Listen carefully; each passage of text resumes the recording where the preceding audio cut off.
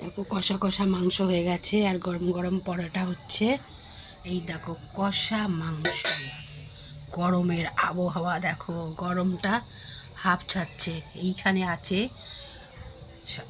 750 মাংস আছে, দেখো কষা মাংস।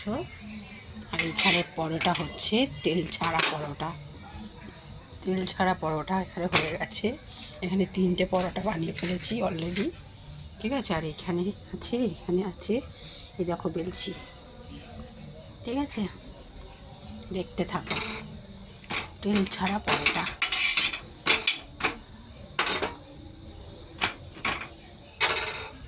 যারা যারা খাবে তারা চলে এসো আমার বাড়িতে, খেতে পাবে, পেট পুড়ে খেতে পারবে।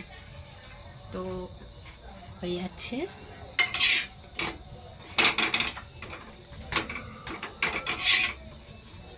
তেল ছাড়া পরোটা। তো যাই হোক, সবাইকে স্বাগতম। টেটা টেটা।